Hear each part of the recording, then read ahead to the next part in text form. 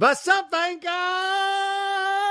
Hello, Vangas. How is everybody doing? How are you doing? Are you doing okay? You must be doing pretty good, Vangas, because this guest that we have on today, we've never seen excitement like this. We post guests on our Insta. We have this guy coming on. We have this person coming on. People are like, yeah, what have you done for me lately? And then boom, we come in with a freaking high octane guest. We have today on the podcast, and this is no disrespect to your coworkers who we've had on the podcast, but you know what? If you want it to be a little bit of disrespect, that's okay too. We have today on the podcast a journalist who covers snooker. Didn't know what that was until just now. It's basically big pool, which is pretty cool if you think about it. Rugby, rowing, cycling, Tour de France, tennis, horse shows, the Olympics and Paralympics, but most importantly, she covers Formula One on F1 TV. We have the one and only Laura Winter on the podcast. That was one of the best intros I've ever had. Also, one of the most bizarre. I love the shouting. Do I need to do the shouting thing? If you feel, give it a go? You know, you don't have to. If you want to do it now, wait. You know what? At the end. Yes. Okay. I'll build up to it. I'll get ready for that. I want to start here, Laura. Yeah, Formula One, blah, blah, blah, whatever. I've heard that you were a theater kid growing up. I was. So the shouting you might want to shout because it would bring you back to your days, doing theater in school. Yeah, I'm going to build up to the shouting. I feel like just coming on the pod, I want to be semi-normal for a while until I kind of reach that like theater kid joy at the end. Is that okay? Well, you also understand the arc of a scene. You don't start with a shout. Correct. Yeah. Levels. Brian's all about right? levels. Yeah. Brian's all about we levels. can't go 11 out of 10 so soon. Come on, we've got to build this up. That's right. So were you a drama kid or you do musical theater or were you? What are we talking about? What's happening here? So I joined like the local theatre. I was Snow White when I was 11 in a play that was, I believe, just available for members of the public to watch, which is adorable. And then did drama through secondary school as well, and did GCSE drama. So that's kind of like your year 11, fifth year exams, and then sixth form, which is your A-levels in the UK, and then I guess your final? I don't know, in the US. Anyway, your final exams at school, I did A-level drama as well. So I've always loved performance and acting and drama, and did plenty of plays at school. Okay, wait, Snow White, what else is on the resume? What else do we have here? Snow White is probably my peak, age 11. We did a really bleak, this is actually quite bleak, we did a really bleak play for A-level drama in which I played like a daughter in an abusive family, and it was super dark for like 17, 18-year-olds to be putting on at school, but we were encouraged creatively to do that. It was called 5 Kinds of Silence, if anyone studied it. And what other roles stand out in my mind? There was one in the Shakespeare play Measure for Measure, but I can't actually remember now what that was. Oh, and if anyone's read Lovely Bones, we did a theatre adaptation of that, and I was the girl who was killed, and I can't remember her name right now. All quite bleak. Snow White, the peak. Other than age 11. Snow White. Okay, it's just downhill from there. Yeah. Right. Now I've gone back over it. I didn't realize it really was quite downhill. What do you have? Was there any role or experience in that time of your life that you feel like you think about in your current job, or prepared you? No. Is there some? It was getting into character of a Snow White and the seven dwarves. You're running around with all these like really short Formula One drivers. Maybe there's a little bit of that going on. No, I don't think so. I think though, I think genuinely that's actually never been asked that question before. There was probably not one particular character or performance, but generally preparing for a performance in a sense, and ensuring that you are rehearsed and you know your lines and you are ready to go and you've blocked your scene and you're nervous but excited. That kind of all is then, I guess, in what I do now as well. It's kind of part of the processes of going on air. And I think that's part of that adrenaline that I loved as a kid. I've kept hold of going into performing for F1 TV, but it's kind of not a performance. I think one of the key things about presenting for me is that you're kind of like, you've got to be yourself and you've got to be your very best self on air, someone who an audience can completely relate to and feel that they are actually speaking to you, Laura Winter, as yourself, like you would if I was just down the pub or in a bar and just chatting about Formula One. I think that's one of the most inclusive and warm ways that you can present. So yeah, you perform to a degree, but you put your best self out there and make sure you are yourself. It's okay. You can admit it that spending your childhood in theater was a waste of time. It was a waste of time. No, never a waste of time. It wasn't a waste of time for sure. I really enjoyed it, and humble little brag here, I got 100% in my practical for A level. So wait, let's go. So how did they grade you in theater? Yeah, yeah, it's subjective, right? I think it was just, this play is so bleak. Just give these weird 18-year-olds 100%, and we never have to deal with this or watch this or speak to them again. Were your friends who were like studying calculus mad that you could just like be sad on stage and get 100 when they actually have to study? No, I think they were more kind of worried for us that we'd put on such a dark production. I see. But I'm still actually, and something that I really love is that I'm still super close with all of my pals from school. And so the fellow actors in that production, we still reminisce probably too regularly than we should admit about that production and how dark but brilliant it was. Yeah, you're in the shit together. Yeah. It's interesting, like how varied your resume is. Is that become like a superpower of yours? Because did you know about all of these sports casually before you dropped in, or it was like, oh, I guess I'm doing snooker now. What is snooker exactly? Like, how do you become an expert overnight in something like that?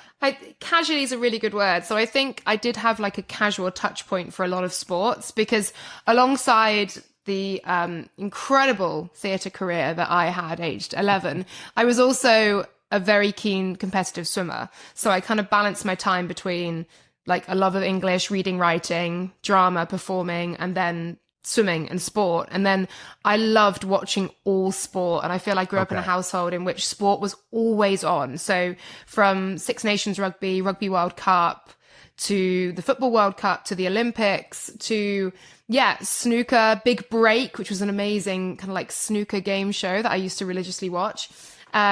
Ski Sunday, Wimbledon. I just watched and absorbed so much sport and found so much joy in that. I think that's definitely then kind of given me pretty much a good baseline in a lot of sports. Actually, interestingly enough, not really motorsport. I watched a bit of Formula One. My brother used to have, we had like loads of little toy cars, and he used to do Formula One races through the house with these cars. So they'd all line up and then he'd like shoot them along the carpet, and we would like each take a driver.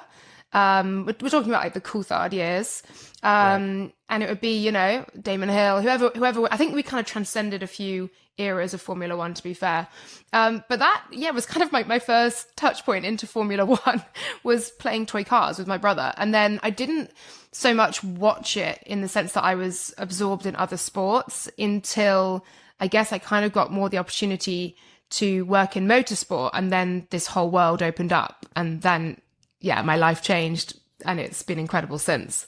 Okay, wait, but before we get there, so you're in school, you've got all these different interests. So, like, what was your talk to 18-year-old Laura, what is like, this is what I'm going to do, this is who I'm going to be, this is like what the plan is. What was your plan at that point?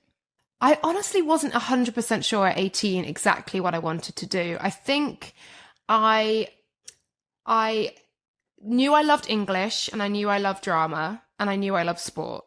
And so journalism was always up there. And actually, I kind of at one point wanted to do fashion journalism. I thought sport was like just, and actually possibly I didn't really see it as being a role for potentially a woman. I wanted to go into something that was more stereotypically female, i.e. fashion journalism. And it wasn't really until I went into working went to university and started doing I did English as a degree, but I started doing more student media. So I did journalism, I did radio, I did a bit of TV, stuff like that, that I really thought, hang on, I can marry up two things here. My love of performance and written and spoken word with my love of sport. So I suppose it was kind of when I was 20 or so, I thought, I really want to try and make sports journalism or some form of sports presenting maybe work, but I think I felt afraid to say sports presenter because it felt such an insane target that seems so far away that it seems like an impossible thing. Like when a kid says I want to be an actor or a singer, it just seems impossible to achieve. Right, but a sports presenter seems like, at least actor or singer is almost more sort of conventional, so to speak, than I want to be a sports presenter. That's almost like kind of out of left field. Yeah, a little bit. But I knew that's what I wanted to do. So there wasn't like a lightning bolt. It just slowly crept up on you, this feeling. There wasn't like a lightning bolt. Yeah, I think so. There wasn't no, I can't remember a singular moment where I was like, I'm going to be a sports presenter. It was just a sort of, I was a competitive swimmer. I went into competitive rowing after that. So I was just constantly competing in sport. And perhaps it was when I kind of like stopped training and competing so hard myself, I began to think, right, you know, I'm not going to be an Olympic swimmer. I'm not going to be an Olympic rower. We know I'm not going to be an actor. So what is there out there for me? And it was then that, I began to think, well, I love media and I love sport. I can combine the two. There probably was one day where I was like, ding, ding, and the two brain cells chatted to each other. But there was no like singular moment for me. But it was probably after the London 2012 Olympic Games when I really saw the very best of broadcasting. And we had so many fantastic women at the fore of that as well, that I began to think, actually, this is 100% what I'm going to do. I have no idea how I'm going to do it, how I'm going to make it work, but this is what I'm going to do. Was there, are there people that, you know, when we started, this, it was, you know, it was the pandemic. You know, I'm an actor, Matt's a writer. There was nothing going on in our business, so we were like, and then we enjoyed F1, and then, you know, we grew up in New York listening to sports talk radio, and so then we were talking, and I was like, oh well, you know, like if we did this, why don't we be the Mike and the Mad Dog of I don't know if that name means anything to you, but that in New York they're legends. It's like of the F1 world, or the PTI, the Tony Kornheiser, you know, like whoever it is, the people that were like, oh, we'll do that for this. Who were those people? Like, do you remember like watching those 2012 Olympics? Oh, this commentator crushed that. I have a newfound love for what I'm watching. Who were those people for you? Yeah, for me, for sure, it was Claire Balding. So for those who don't know, she's a British broadcaster, does multi-sport. She's a kind of BBC legend. She also does a fair bit with wildlife and dogs and things like that. And she, for me, is just the pinnacle of broadcasting. She is super professional, like clearly so knowledgeable, but also ask questions in a way that you know she knows the answer, but she's welcoming the audience who may be completely new to a sport like an Olympic sport or like snooker. She's welcoming them in with these really inclusive questions. She seamlessly throws from one thing to another. She has this lightness of touch to everything that she does, but you know she's a consummate pro and she's got it nailed down and she keeps it. Any show she does runs like the tightest ship. I just think she, for me, was the queen of broadcasting when I was watching back in kind of 2012, and she still is. She's phenomenal. And I think for me, seeing her go across multi-sports as well, that became the kind of, I suppose, idol, the person that I looked up to and saw that it was possible, but also saw that the way she presented was such a warm and inclusive way of presenting. She would make you feel like you were her mate and you're down a pub and you're having a chat. And I think that's something that has stuck with me in the way that I want to present, for sure. So knowing the effect that Claire Balding had on you, is that you had to see it to sort of believe it, that it was possible? Yeah, for sure. To be a woman in that space. Is do you feel that pressure? Like, oh my God, I need to be that for the next crop of people? It's a really good question, because I think when you're freelance for so long, you're concentrating so much on yourself and also where your next paycheck is coming from, where your next job is, who's next going to hire you. There are so many ups and downs to it. I feel like I've been through them all, kind of 2 steps forward, 1 step back. You don't quite know where the next job's coming from. Then you may pivot to a different sport and you're learning and you're making mistakes and you're being rubbish and you're being a bit better, all of that. And I did that for a number of years. And so when you transition into a sport like Formula One, and not just that, but you've been doing this a long time, you have experience, I feel like I have had to go from thinking I'm still not quite good enough, I'm still learning loads, I'm still trying to get there, to, oh wait, I think I've got there. I've got to somewhere that feels like I am now an established presenter. And then you start getting the messages, and wonderful messages from fans, from students, fans of the sport, of Formula One, saying how much that they look up to me. And honestly, it's so humbling, and I still can't really get my head around that I still feel like I'm looking up to people. So for me to now be in a position where people are looking up to me and seeing me in a role and seeing women represented in a role, it means the absolute world. It really does. And I never take it for granted. But it does come with a pressure, for sure, that you feel you've got to do a good job. You've got to carry on doing a good job that you're doing. You also feel like you're almost kind of in a sense at times broadcasting and representing women. So if you make a mistake, it's very easy for people to say, oh, she's the token woman, this is why women shouldn't be in broadcasting. So it's twofold. It comes with this immense pressure, but also an immense privilege as well. And it's a role that I am so humbled by. Vankas, as you know, we have teamed up with BetMGM this season, and we are using BetMGM lines to make all of our picks. And if you haven't signed up for BetMGM yet, use bonus code DADDY and you will get up to $1,500 first bet offer on your first wager with BetMGM. Here's how it works.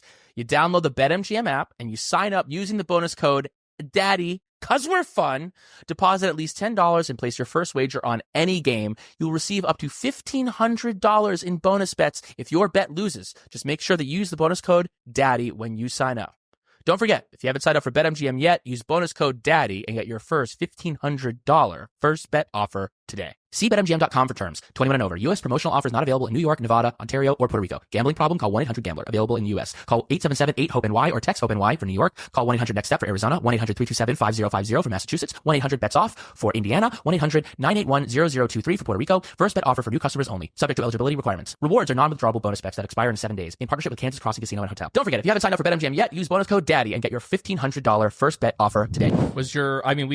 We asked people fan questions. We got a bunch of questions about the speech you gave in Jeddah, which was obviously kind of like, a crazy time in the sport, so much discussion, and you kind of distilled so much of it in a way that was, I think gave so many people comfort. You could point to that. That was like, that moment for you. Was that a moment that kind of changed your mentality, that kind of, now's the time, this is the time for me to step up to the plate and do this thing, right? Yeah, that's a really good point. I don't think I ever did it to kind of think, right, it's my time, but I did it in a sense that I felt like I had to say something. Right. I felt that I couldn't stand there on International Women's Day just kind of smiling along and welcoming F1 Academy. And I just thought we have to say something, or something has to be addressed here. I knew there were so many women and girls who I'd seen discourse on social media, but were also messaging me directly to say, we are switching off. We are not going to watch Formula One anymore. I can't put practice on. I'm not watching this. I'm no longer going to be involved in this sport, because it really felt in that moment that it was not a welcoming place for women and girls. And that was a general feeling amongst so many people that I was speaking to.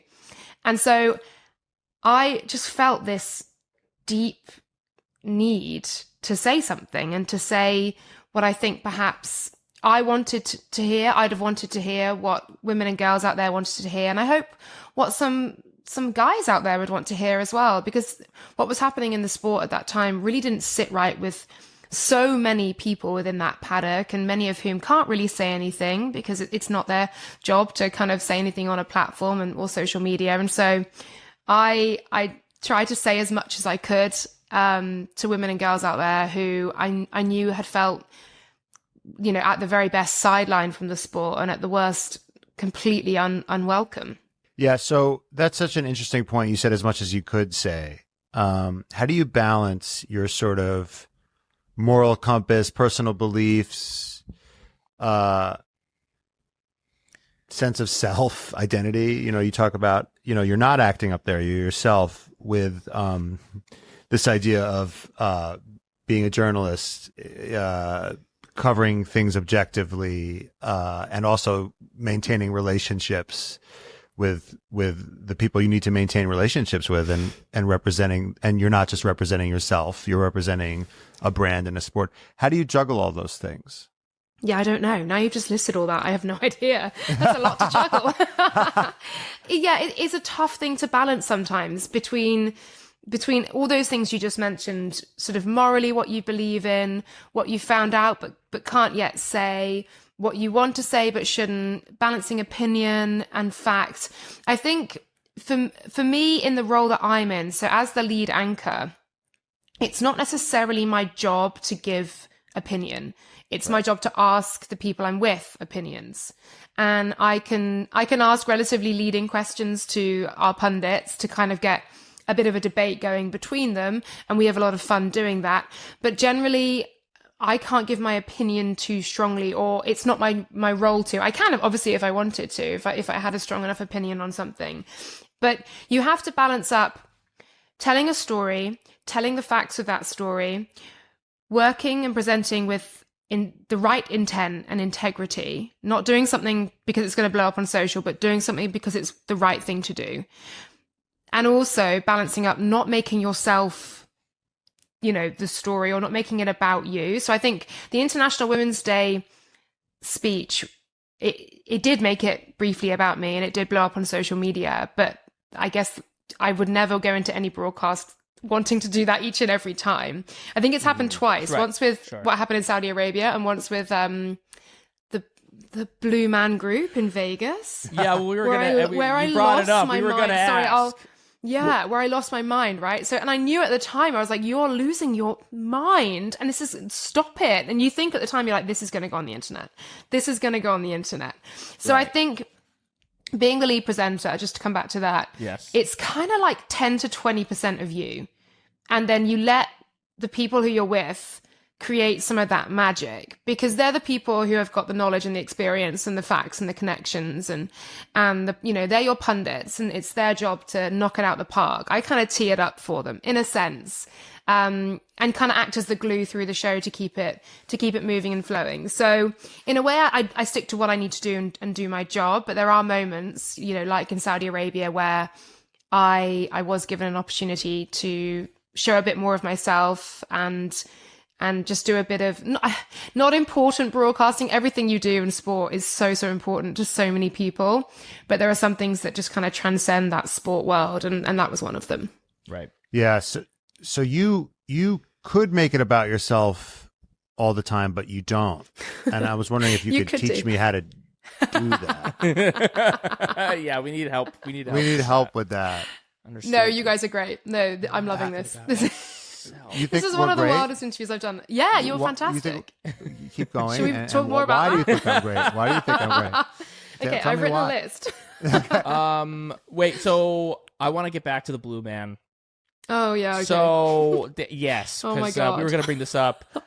So, yeah, you're in Vegas. Yeah. You're at, like, the roof of the kind of... the Paddock. F1, the Paddock roof. The pit, pit building, basically. You're chatting to your team, and then all of a sudden the Blue Men kind of make their way downtown, and you you explain it.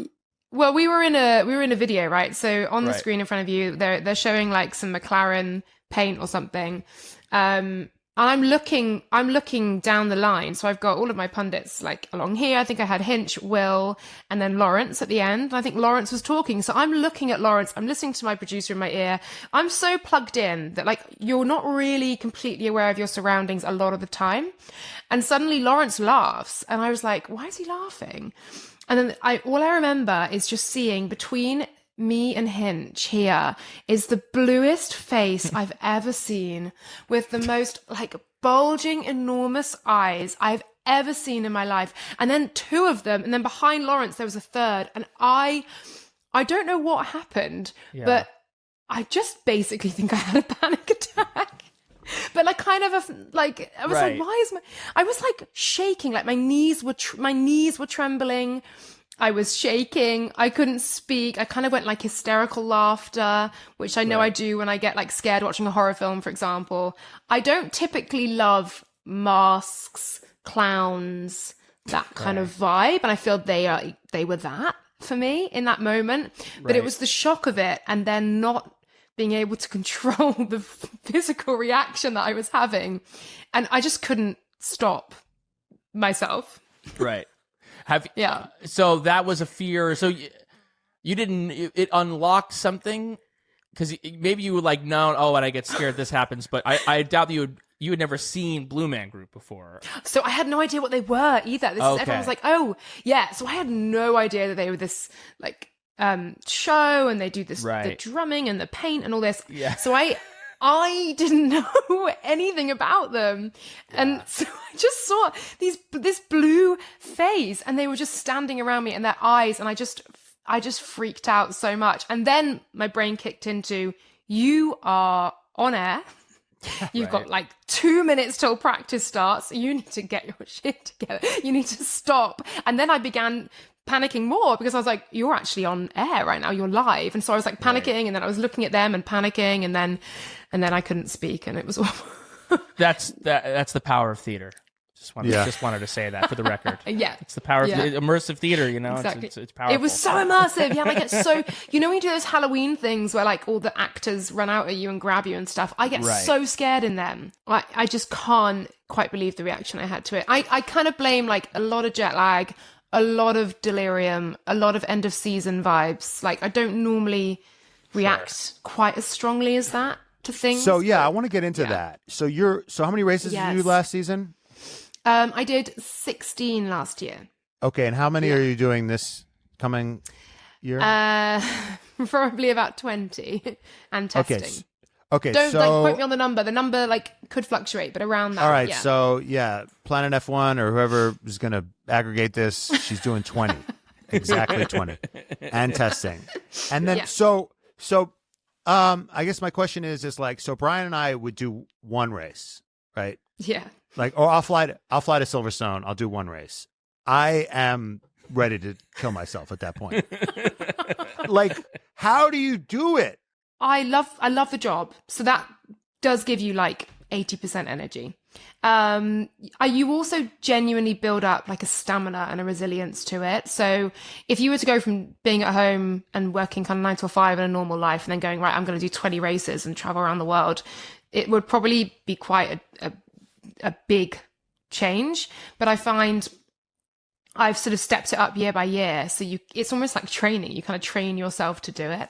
I try really hard to eat pretty well and take supplements and look after myself and do exercise and all that boring stuff. First night, I always get quite drunk because it sends you off to sleep well.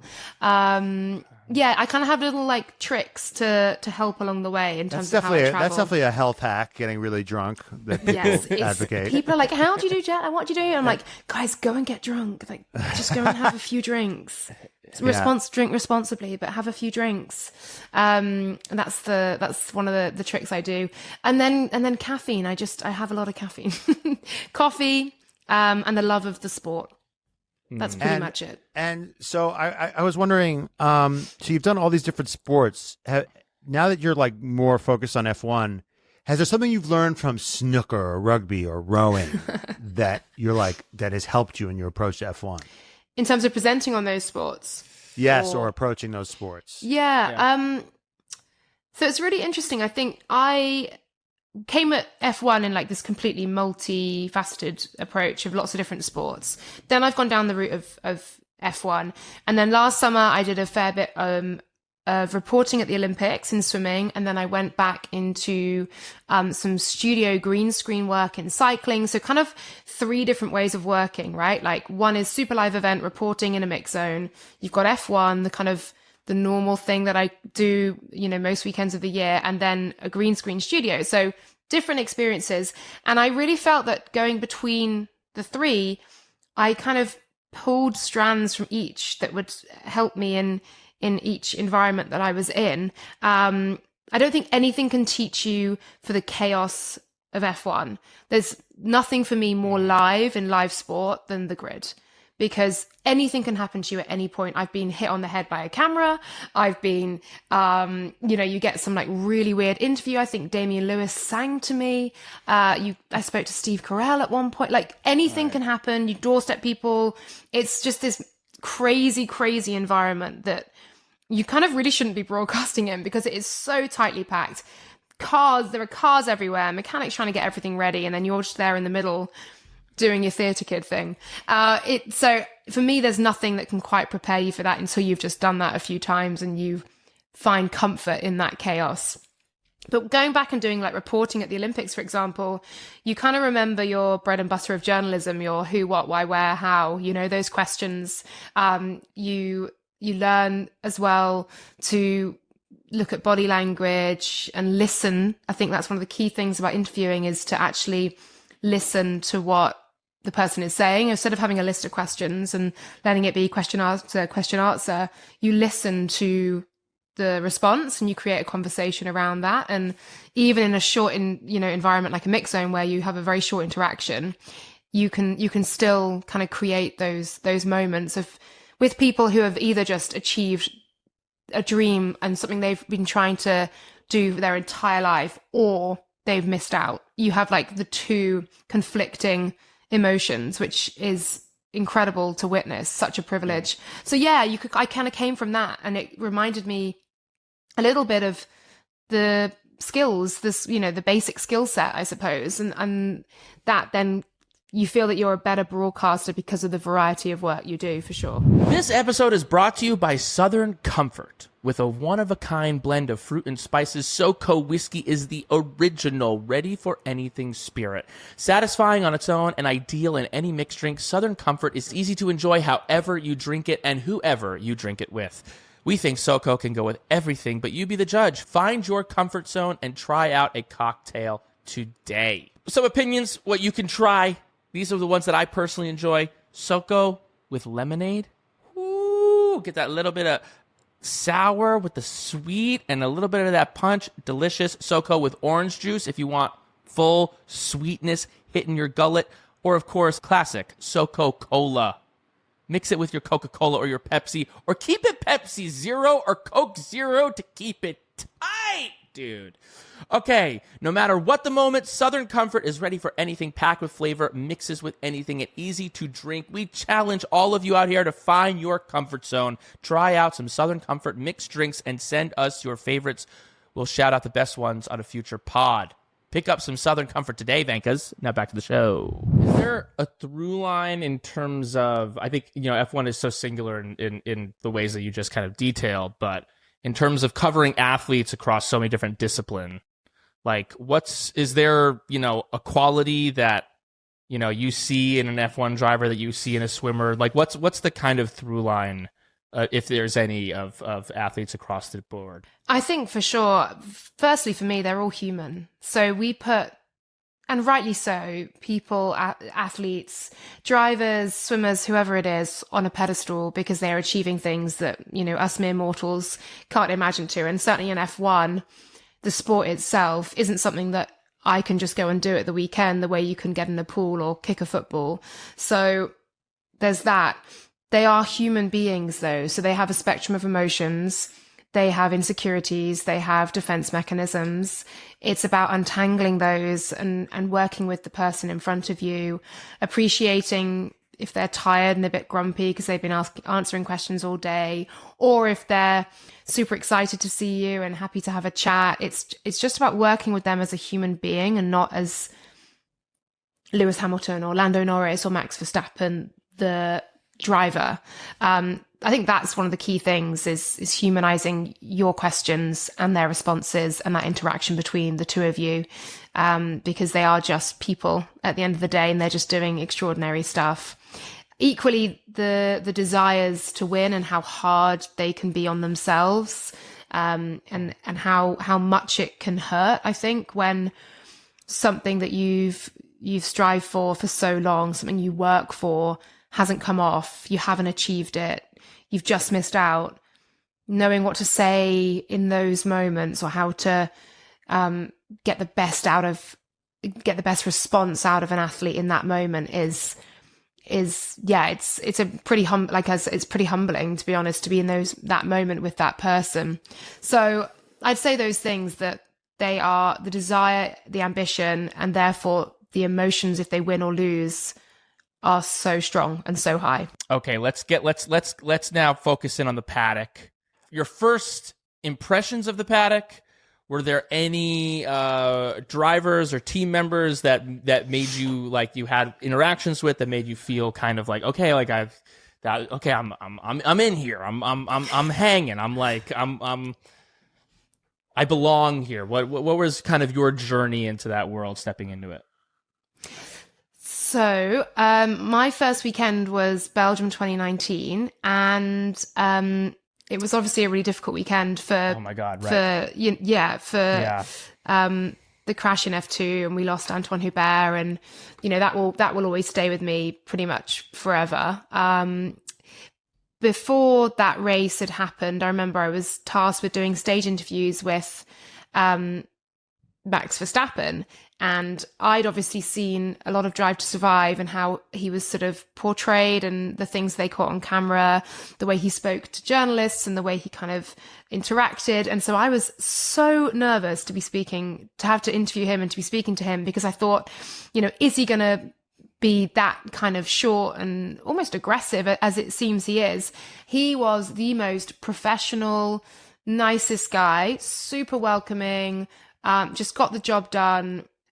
And that, I think, will stay with me. And that's continued through my career of speaking to Max Verstappen as well, that he is the most professional in an interview, even when it's, he hasn't had that many tough times, has he, in recent races? But yeah, he is a super professional, really kind, warm, nice, friendly guy. When you get him on a good day, for sure. Mm. But yeah, my first weekend was obviously was super tricky. So Max Verstappen was the first person to welcome you into the paddock? Well, he was the first driver interview I did. Yeah, I would have been Max on that's a trial by fire right there. Yeah. Well, that's what I was thinking, kind of going into it, because obviously I'd seen everything, and this is 2019. This is pre Max Verstappen being a 4-time world champ. Yeah. And him not liking journalist questions and all of that stuff. Especially British. I was thinking, especially the British journalists. Right. I was thinking, oh, this could be tricky, but he was lovely. Absolutely lovely. Are you the one ally in the group of enemies that are you the one person he's okayed? I don't know. I don't think I doubt he thinks, there's Laura, she's all right. I don't think so. But I hope I've not been grouped, as a Brit. We try and keep things as fair and objective as we can on F1 TV. Obviously, we're an international broadcast, so we don't support any one nation or driver in any sense. We kind of represent as much as we can, as fairly as we can across the board. So right. I hope that's recognized. Does that come up in briefings? It's like, look, we get hit with this label a lot. Us British broadcasters, we gotta maybe go it a little harder on Lewis Hamilton today. We're not for us. We're technically not a British broadcast. We're as F1 I know, TV, but you're British sport, people. So we're British people. Yeah, I think we genuinely, and I really hope people out there feel this. We generally feel that we don't have any biases towards any one driver or team. We try and keep things as fair as we can and just kind of say it as it is and represent the facts of both sides fairly. I really feel we certainly try and do that, and I hope it's kind of how it's received for sure. Sometimes drivers will come in, in the post-race, kind of come in for an interview here or there. Max, consummate professional, sure, but who, Colapinto made waves this year because he's just kind of like a loose cannon. Or, sometimes Alex Albon will kind of come in with like a quippy kind of thing. Who's the most, if you're like, oh, we got this driver coming in, who kind of are you the most excited because they're the most kind of like, you never know what you're going to get with that person? Yeah, so on the post show, for example, and you've got drivers queuing up, I can sort of see out the corner of my eye. I'm like, oh God.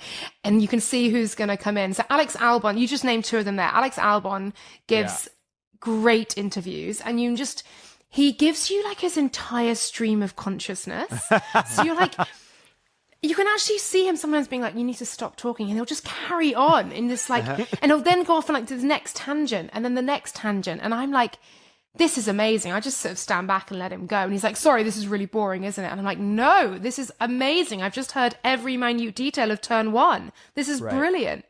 And so he gives brilliant interviews. So I always enjoy speaking to Alex, and you kind of know that you'll get something funny from him as well, because he typically isn't the biggest fan of doing media, or so he says. So he kind of gives this like really reluctant shuffle over, like, oh, I have to do this. And then he just gives you the most... shut up. Correct. Then he gives you the most like brilliant, eloquent answers. I'm like, you may hate it, but you're really good at it. Like, this is why we want to keep talking to you. And then equally, and on the other side of the garage, Franco then comes in, and I think the first one of the first interviews we did on the post show went to like 7 minutes, and typically we keep them to like 3, and like the drivers are kind of going in and out, but Franco just he answered like every single one of like all the questions that I had in my head in the first answer over like 4 minutes. And I was like, this kid is amazing. And then he's like, sorry, I'm just really excited to be here. And I remember he made a comment to his press officer saying, God, media on Thursdays takes a really long time. And his press officer was like, no, you just talk way too much. Like, you need to just... a long time. Yeah, exactly. Bless him. I think he probably by the end of the season had cut that time down, realizing the demands of the schedule. But yeah, for sure. I mean, he'll obviously be around for next season with Alpine, but he'll be missed on the grid this year. Sorry. I think he's super fun. Yeah, I think he'll be back. Vankers, imagine watching the big game on Sunday and walking away with a cool $1 million. Well, thanks to Perplexity, that dream could become a reality for one lucky fan. Here's the deal. Perplexity is giving away $1 million just for asking questions during the big game. Perplexity is my go-to search engine. It's powered by AI and scans the internet in real time to get me fast, clear answers. When I'm talking to someone in the F1 world and I need to know a stat, where do I go to make sure that I sound smarter than I actually am? Perplexity, baby. Unlike other search engines that give me just a list of links, Perplexity gets me the high-quality answers that I'm looking for in an instant with clear sources and citations. It's simple to participate. All you have to do is download the Perplexity app, enter and ask questions during the big game, and you'll score extra entries for asking up to 5 questions and referring friends. It's all easy to track in the app, and Perplexity will announce a lucky winner after the game. You can ask it anything. Even if you don't know that much about football, you can go on here and say, like, you can type in, let's see, I'll type in, look, I even spelled his name wrong. They know who I'm talking about, dude. That's the Perplexity advantage. And guess what? Gives you an answer right here. And, I'm super excited for the halftime show this year. So I'm curious, what songs is Kendrick going to do? I can ask Perplexity. What songs will Kendrick Lamar play at the halftime show? I'm curious. These are the possible tracks. Humble, DNA, All Right, Swimming Pools, Family Ties, and of course, the potential surprises, Not Like Us. Obviously, he's going to play Not Like Us, and that is going to break the internet fully in half. And let's say you want to know what the odds are before the game, because maybe you want to throw a little bet in there through, our friends over at BetMGM. You can find out the odds in a matter of seconds. Right now, with the spread, Kansas City -1.5, Philadelphia Eagles +1.5. Go to Perplexity. They'll give you answers in mere seconds, and you can be the smartest kid at the party. So download and use the Perplexity app during the big game for your chance to win $1 million. No purchase necessary. Must be 18 years of age or older and a legal resident of the United States to participate. See pplx.ai/sweepstakes for details. That's once again, pplx.ai/sweepstakes for details. Terms and conditions apply. Now back to the show. Do you ever feel like just a bad person when you're like, so you're knocked out in Q1 for the 5th time? Or like, do you ever just like, man, I am twisting the knife here? I sometimes get like a really good stat in my head and I don't think it necessarily through. So I'll just be like, I think I said to Ollie Behrman, I was like, you're actually placed higher in F1 in the standings than you are in F2 at the moment. Yes, I remember that. And he was like, that. He was like, ooh. Thanks. Yeah. He was like, are you joking? And I was like, oh my God, Ollie, I'm sorry. Like, I don't think it through, but I'm like, I've got a great stat. I'm going to reel that one off. And I just don't realize the impact. You're like, of what Ollie, isn't this interesting? He's like, yeah, I guess. He's like, no. Yeah, F2 is a struggle this year. No, I know. Bless him. Yeah, you do sometimes know that you are kind of like pointing out the obvious, that they will definitely know. You've talked about it before of like, what's the story? What's the story of the thing? Yeah. What and how are we presenting it to and sometimes that story, in stories there's winners and there's losers. There's ups and there's downs. And, it's sometimes, you're just put in the position where you have to do it and then you have to like face the person after. And they don't like how the story's going, and you're like, I'm just telling the story, man. Like this, don't shoot the messenger. So we've got some rapid fire questions for you. Okay. We've also got some fan questions for you. Gonna hit you with some stuff. First thing that comes to mind: who's the best driver pairing for interviews? If you had to interview a team, who would it be? Charles and Carlos were always really good. You could get. Sorry, is that the wrong answer? Yeah, but you could get like the funny from them, but you could also get the serious, and you get really, really in depth, good answers that tell you a lot. You kind of get a whole spectrum from them. Is that the wrong answer? Sorry, I didn't realize it was like painful. A right or wrong thing. Oh, because they're no longer together. Yeah, right. I know. Right. Matt is acting right now. Is what's happening right now. That was the performance. Sorry, of a lifetime. It was scary. Yeah. Okay. Yeah, no, they've divorced, broken up. That's right. Have your colleagues given you a nickname, or do you have nicknames for the other presenters? So Winter, they will call me. I have had the unfortunate nickname of Oat Milk because I have an oat milk latte or like an oat milk flat white is my go-to coffee order. And so they call me Oat Milk, which I don't love. Who calls you Oat Milk? James Hinchcliffe and Alex Jakes. Yeah. Lawrence Barretto's Bazman. Nice. That's a good one. Will was Bazman is the general name for him. Hinchtown, Hinchalada, Hinch. We don't really have one for Ruth. Ruth's I just call her Ruth Buscombe. And then with Will, I mean Willie B. Yeah. Nice. Billy. I just call him Billy. Yeah. I like Billy it. B. Willie. Yeah, or Willie B. Okay, we know that James can dance. Okay. We did it on television. I hate the way he pretends that he can't. He's like, oh no, I can't. I'm not again. And he's like, so good. It's so gross. Do your colleagues or other people in the paddock have any secret talents that we don't know about? Oh, well, Will is a fantastic musician. So I think he can play like piano and guitar. He can sing pretty well, and he speaks very good French. What? Whoa. Yeah. That's annoying. Yeah. Yeah, no, that's too many things. Yeah, he's super like creative, talented in that, musical, artistic. Yeah. Well, fuck him, am I right? Yeah. Good riddance. Good riddance. No, not good riddance. No. Don't get me. I was like nodding, like, no. Don't get me. What's a secret Laura Winter talent? Je peux parler un petit peu français. Oh. Ouais. Wait.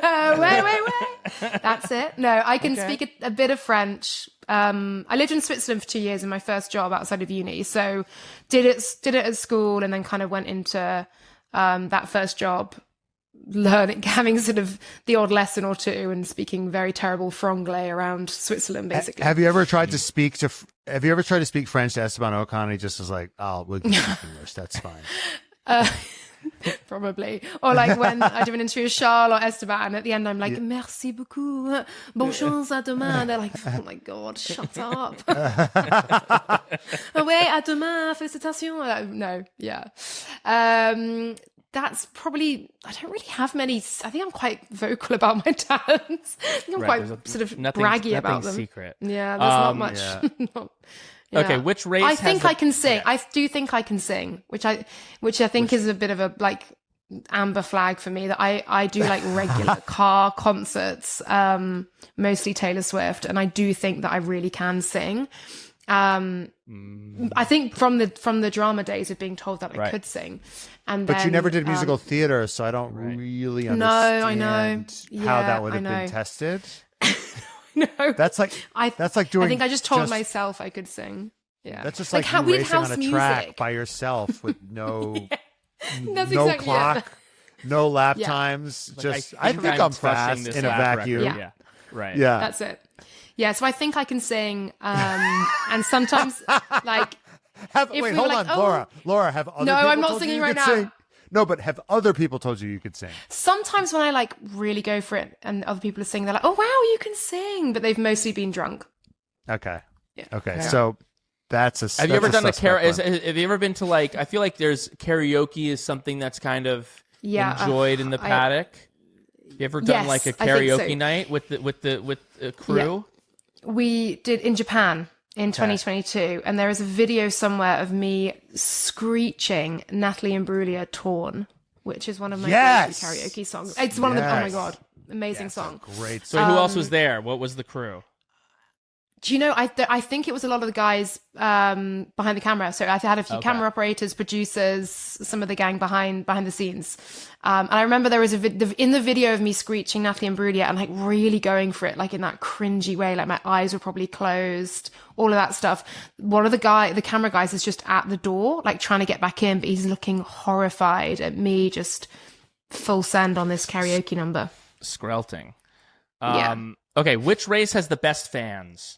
Ooh, the best fans. The Mexico City Grand Prix, the fandom there is next level. And obviously we aren't going to see that this year. In a sense that, I wonder the effects of it. But the fans there are absolutely crazy.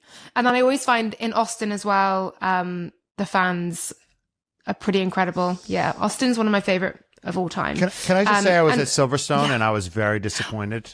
Oh, horribly disappointed. Oh, okay. I was about to say, and obviously Silverstone as well. No, I'm going to fight you on that. I'm going to fight you on that. Like when you're there, it's one thing. When you're watching the race, that's one thing. But then the race was so incredible for the people watching, seemingly. Yes. It was Hamilton wins his first win since 2021. Yeah. And we were expecting the vibes after the race to be absolutely like electric, a la when Charles won in the Ferrari in Monza. I was just about to say that actually was another moment of the season. Where is Monza. the euphoria? Where was the euphoria? They were like, oh, God, I have to take the bus home. This is terrible. We were like, can we not just enjoy the greatest race that we've seen in years, please? I was ready to relapse. I was ready to go. And everybody was just shuffling through the mud back to their car. That's that's the most British response to something. Well, that was really good. And now what about getting home? The traffic's terrible. I think that's quite a British thing. Like, I would say that's quite a British response to something like that was really good. But I don't know. I feel like with football, we go absolutely bloody crazy, don't we? Well, I think that's I'd have thought the reaction would have been crazier. That's what we realized. Was that the football fans are the hooligan energy, and then the F1 British fans are nerds. And that's okay. That's okay.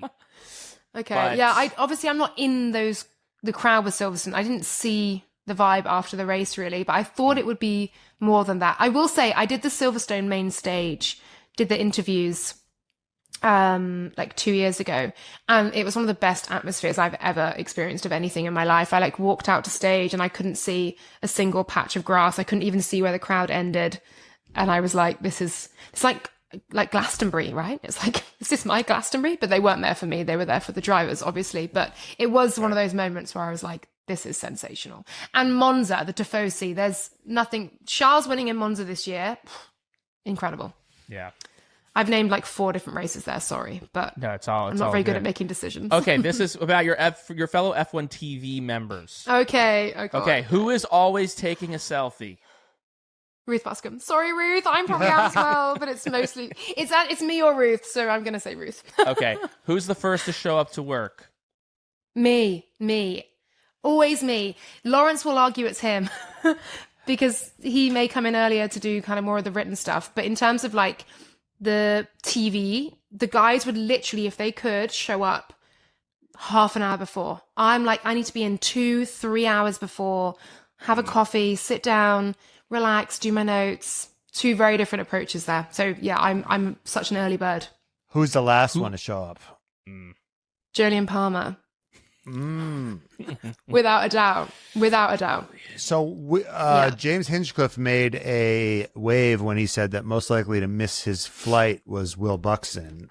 And, he was very upset by that. Do you back Hinch in that assessment? No, I don't think so. I think we're all pretty good with flights because we fly so much.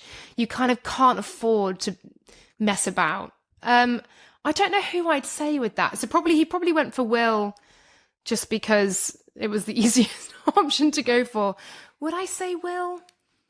I don't think I would. Depends where we were. I think Ruth, if we were in, like Hinch said, if we were in Vegas, Ruth's a good show for missing her flight because she would just go AWOL. Yeah. Right.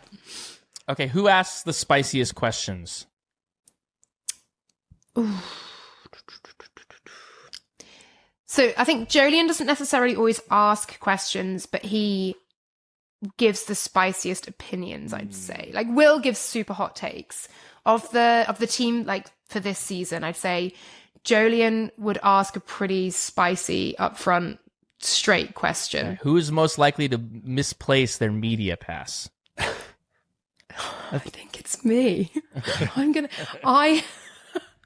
You have a couple stories? Yeah.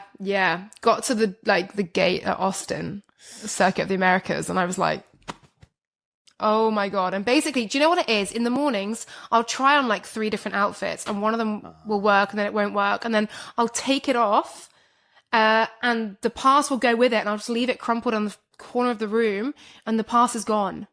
And the pass is there, and I just leave in a rush because I'm always like a minute late to breakfast. Right. And so so I've once or twice or 5 or 10 times forgotten my pass. Not necessarily lost it though. Right. I've never lost my media pass. That sounds like me or my mother when we've lost something. I didn't lose it. It's somewhere. Yes. It's always somewhere. I have never actually genuinely misplaced one for forever. I've never had to have a replacement, but I have forgotten them and had to make the guys turn around, and not good. Oh, they won't even let you in? It's like you gotta go back and get it. Yeah. Okay, that's good. I was gonna say, because like those passes are like more valuable than gold. It's like they'll give I you think you can get like a sort of like day replacement one or something, or I think they'll get you something to get you in. They may give you like a VIP one just to get you in, and then you always have to like ring the hotel and ring everybody, be like, is anyone still at the hotel? And like ring reception. You're like, I give you permission to go into my room. And they have to go in and rifle through your clothes and find that embarrassing. So if Lewis Hamilton forgets his pass, he's also fucked? Like, I don't understand. No, I don't think it happens if you're a driver. No. So that's so funny. Okay, who overpacks?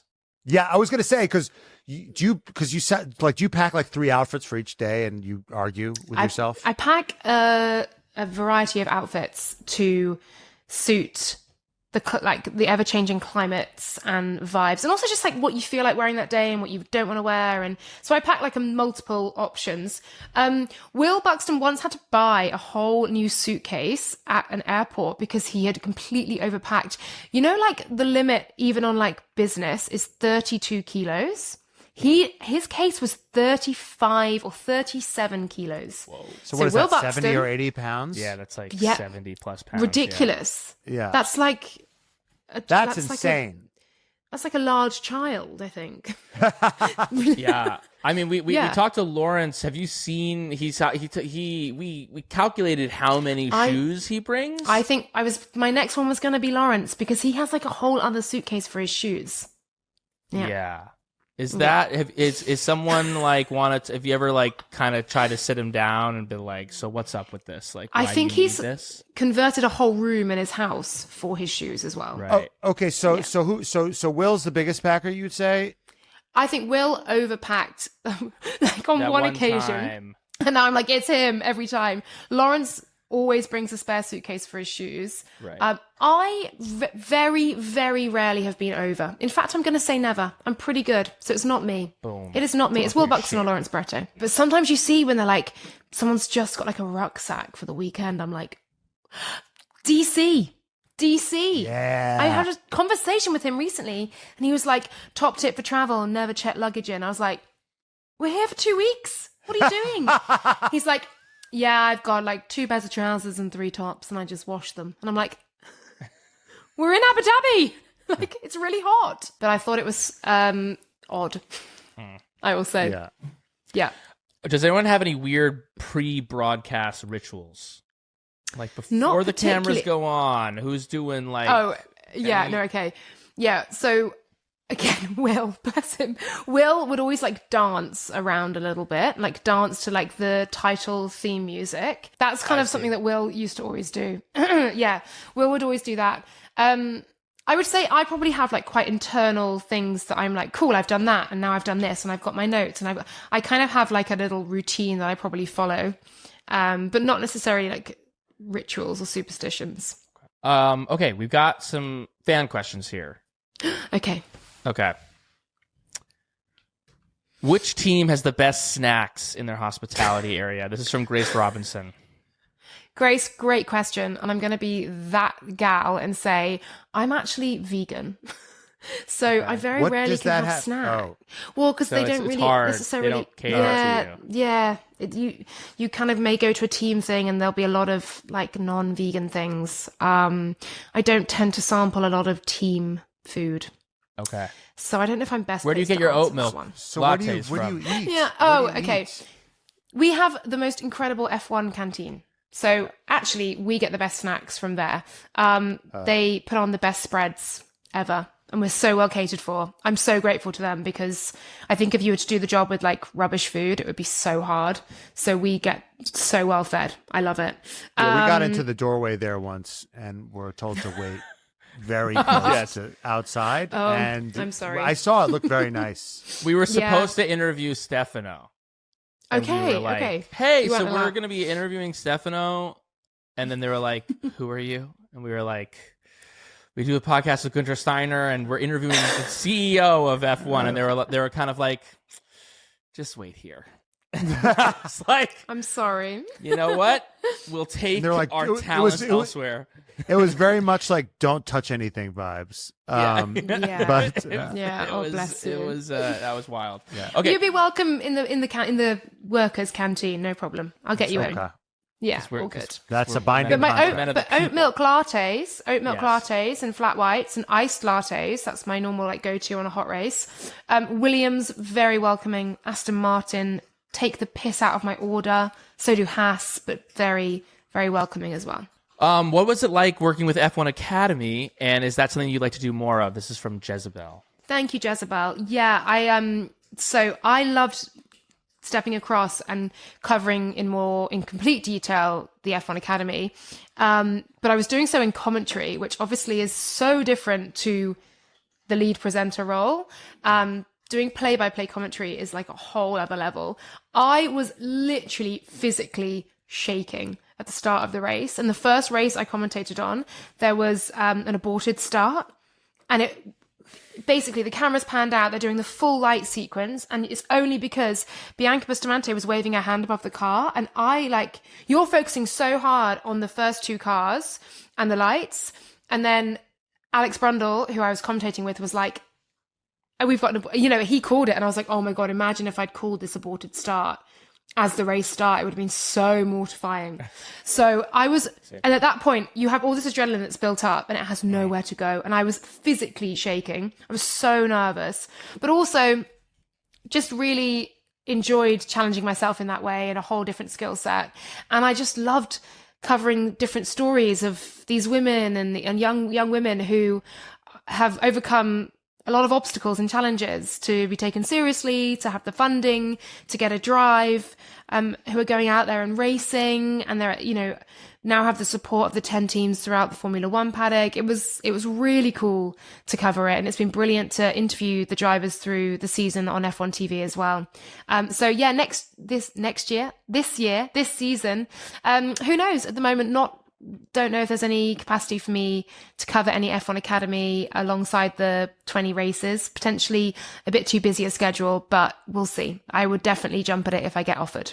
Advice for any young girls who want to become an F1 broadcaster. This is from ABean1120. ABean. Thank you very much for a great question. And loads of advice. I think first and foremost, be yourself. There's nobody else you can be. Don't try and be anything else. Just be you, be unequivocally you, and tell the stories you want to tell in the way that only you can. I think you also have to have real intent and authenticity in how you want to present and the stories you want to tell as well.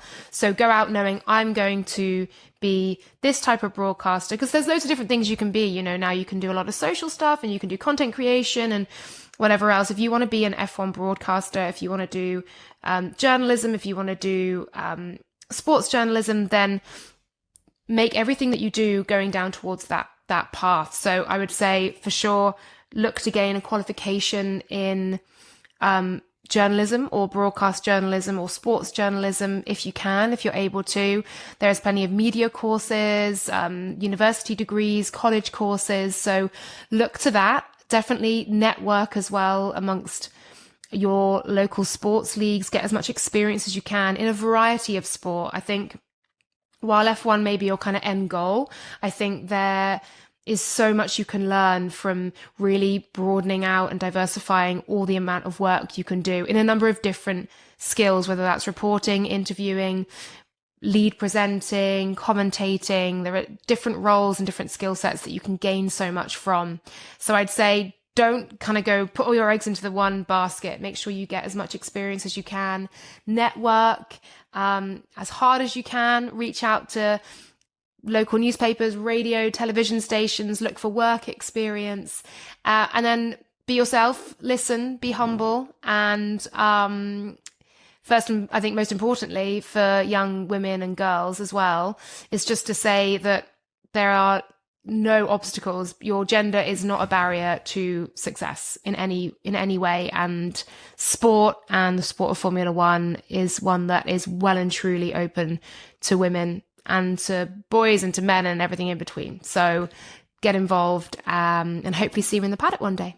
Do you feel like that's, I'm thinking about you looking forward at your career in terms of things that you want to accomplish or areas that you want to improve maybe, or is the challenge just,